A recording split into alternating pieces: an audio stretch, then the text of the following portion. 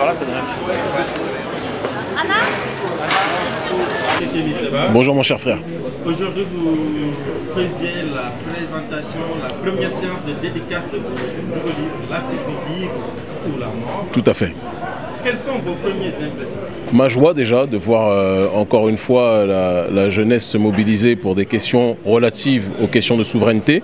Il y a eu environ 200-300 personnes aujourd'hui qui étaient là, je dirais 300 environ.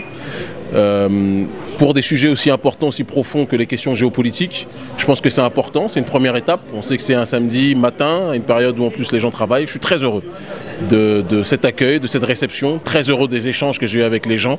Et ça me donne plus que jamais envie qu'on puisse continuer, puisqu'on va aller dans tous les pays d'Afrique francophone durant cet été dans les Caraïbes pour continuer plus que jamais la promotion du livre qui en réalité n'est rien d'autre que un prétexte pour enclencher encore plus le processus d'autodétermination de notre population.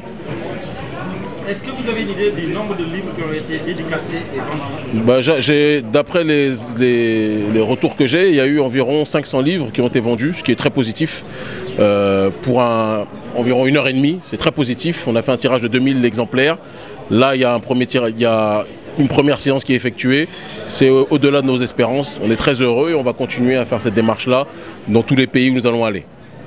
Est-ce que vous comptez faire d'autres séances de dédicaces? Bien sûr, là on doit, je ne vais pas dire les destinations tout de suite, le programme va être annoncé d'ici à la semaine prochaine sur ma page officielle Kémy Séba qui est tenue par mon staff.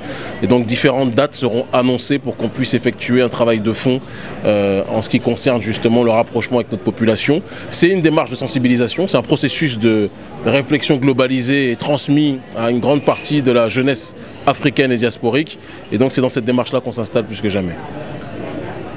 Après la France, d'après nos informations, vous comptez vous rendre en Italie. Pourquoi?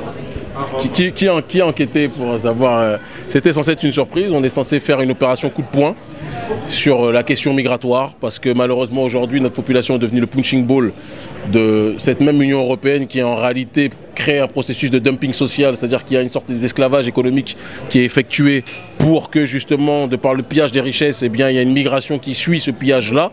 Mais quand ce sont les richesses naturelles de notre population qui arrivent, qui émigrent, ça ne pose pas de problème. Quand ce sont nos frères et sœurs qui immigrent, ça pose problème. Moi, je ne suis pas partisan de quitter l'Afrique pour aller connaître l'enfer en Occident. Mais une chose qui est certaine, c'est qu'il faut expliquer les raisons pour lesquelles notre population part. Parce qu'il y a une irresponsabilité de nos dirigeants qui sont à l'heure actuelle des prédateurs professionnels qui, au lieu de servir le peuple, se sont servis de leur pouvoir pour saigner le peuple. Et nos dirigeants sont responsables, tout comme l'oligarchie occidentale évidemment. C'est dans ce processus, encore une fois, qu'on se situe. Que pensez-vous des propos du Premier ministre italien, élu, et qui dit qu'avec l'Union européenne, vont créer des camps de cantonnement? En fait, je crois que c'est Matteo Salvini, c'est pas le Premier ministre, c'est le ministre de l'Intérieur. Salvini est quelqu'un qui est dans la provocation, qui défend sa population, mais qui se sert du punching ball que nous sommes pour établir sa politique. On va venir lui rappeler sur son terrain que tout le monde a le droit de défendre son peuple, mais personne n'a le droit de marcher sur le peuple des autres.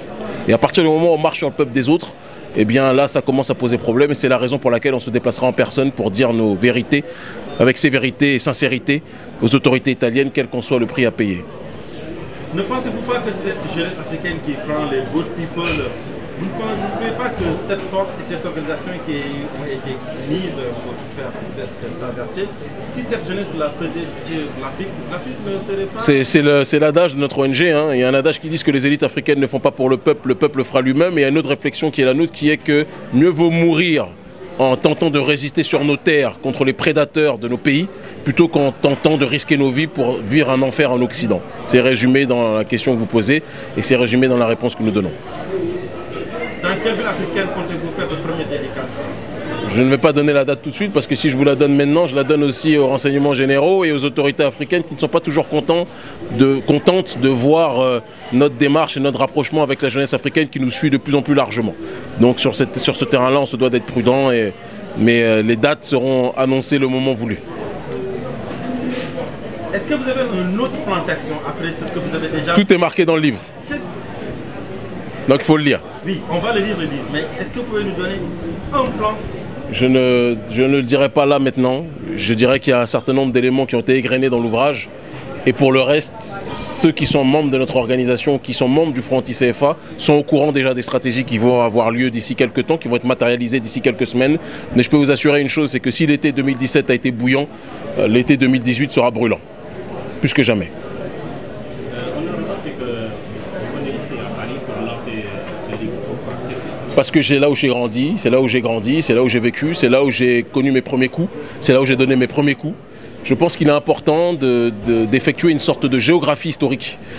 En l'occurrence, quand quelqu'un a commencé un travail quelque part, il faut toujours commencer à la racine pour par la suite aller propager le message là où je vis, puisque maintenant je vis au Bénin, et effectuer le travail là-bas. Je pense qu'il aurait été impropre quand on sait que j'ai fait mes premiers pas ici. J'ai milité il y a 20 ans, quand j'avais même pas 17 ans. C'était dans ces rues-là que je prêchais, que je militais, que je conscientisais les miens. C'était quelque part quelque chose de symbolique d'être présent ici et de commencer 20 ans plus tard avec une audience qui est bien supérieure aujourd'hui et continuer à mener le travail que nous menons plus que jamais depuis un certain nombre d'années désormais. C'est moi qui vous remercie. Merci infiniment. Merci à nous tous. Continuation à nous tous. Force et honneur. Et on dit toujours cette chose. Si on ne prend pas nos responsabilités, notre population sera éradiquée. Notre pire ennemi, ce n'est pas les autres. Notre pire ennemi, c'est nous-mêmes. Donc prenons nos responsabilités. Merci infiniment. Merci. La plateforme est du mouvement Afroculture qui est basée à Londres.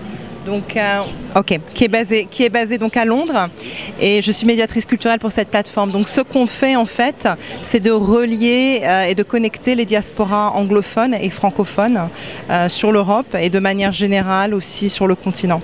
Donc on suit Kémy depuis un petit moment.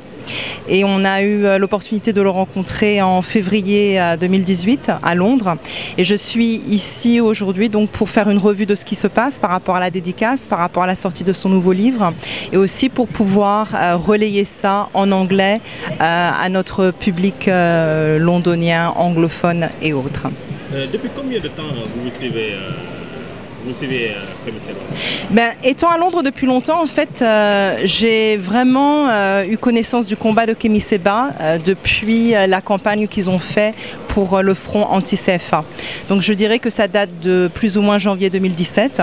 Donc on a suivi l'affaire aussi par rapport à l'expulsion après du Sénégal pour avoir brûlé un billet de franc CFA. Et donc on a eu l'opportunité de le rencontrer en février 2018. Donc ça fait environ 1 an et demi. Quel message lancez-vous pour ceux qui vous suivent et ceux qui suivent Kémy Seba? Déjà, d'être ici depuis environ 3 heures et de voir le soutien que le peuple et que les afrodescendants, et pas que les afrodescendants, que des personnes de tous bords lui portent, déjà ça parle beaucoup pour son combat, ça parle beaucoup de son intégrité, ça parle beaucoup de l'appréciation que les personnes ont pour ce qu'il fait. Et tout ce que je peux dire en tout cas à nous qui sommes basés à Londres, à nous qui sommes basés dans les territoires anglophones, de vraiment le suivre de près, parce que sa volonté est une volonté panafricaine d'unir les nations africaines, qu'elles parlent français, qu'elle parle anglais, qu'elle parle portugais ou autre. Donc c'est vraiment quelqu'un à suivre pour la renaissance du panafricanisme. Comme je l'ai dit en face de Kémy, il est là, il met, je vais employer un terme un peu péjoratif, il met la main dans le cambouis.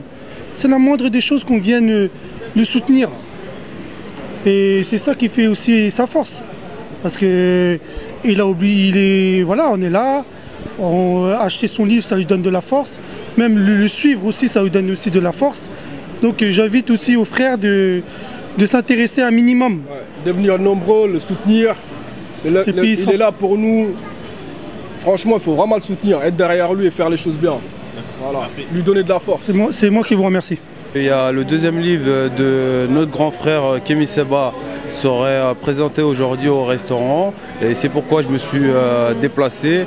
Pourquoi vous voulez avoir le livre de Kémy Seba? Parce que c'est un savoir que lui il a, c'est un combat que lui il mène pour tout le continent africain, pour tous les problèmes qu'il y a entre l'Afrique et le monde, pour tous les crimes et délits qui sont faits en Afrique, et pour toutes les personnes qui ont voulu que l'indépendance de l'Afrique s'aille depuis le premier jour jusqu'à aujourd'hui, que ça c'est le néocolonialisme, tout ça, ils ont toujours fait pour les terres, mais Kémy Seba, notre grand frère, est là et personne ne l'arrêtera. Le combat, si c'est pas lui qui le terminera, un autre prendra le flambeau et le terminera. Voilà. Bonjour, je suis Marcel Félio. Je suis là aujourd'hui pour la dédicace de mon frère Kémy Seba, un frère que je suis depuis ses débuts, nous sommes ensemble à Paris, depuis le début de sa lutte. Je le soutiens et je demande à tous mes frères et sœurs de soutenir le combat, puisque le combat qu'il mène n'est pas le combat de Kémy Séba, mais c'est le combat de tout Africain, tout Noir. Voilà. Donc, j'ai tenu à être là présent aujourd'hui, parce que d'un, c'est un ami. Je voulais, par ma présence, affirmer mon soutien à ce combat qu'il mène. Et nous aurons l'occasion, bien sûr, lui et moi, de parler, d'agir sur le continent africain. Nous avons déjà commencé. Nous avons commencé par le microcrédit au Bénin notamment. Et nous serons amenés à étendre, n'est-ce pas, cette action dans différents pays africains. Bonjour la famille. Et pourquoi vous êtes là aujourd'hui? Je me présente Kiakanoa, Force, présentant du lobby noir. Donc on est là aujourd'hui parce que le grand frère Kémy, il est là, le guide, quelqu'un qui se bat pour notre cause, pour notre force, pour une Afrique libre. Et aujourd'hui on est là pour lui montrer tout notre soutien et aussi pour travailler sur un sujet très important qui est la désaliénation de notre peuple. Donc on doit faire un retour à la source, ça passe pour de la lecture, par des bons exemples, des gens qui ont fait déjà travailler sur le sujet et qui pourront nous montrer quels sont les schémas à suivre. Merci.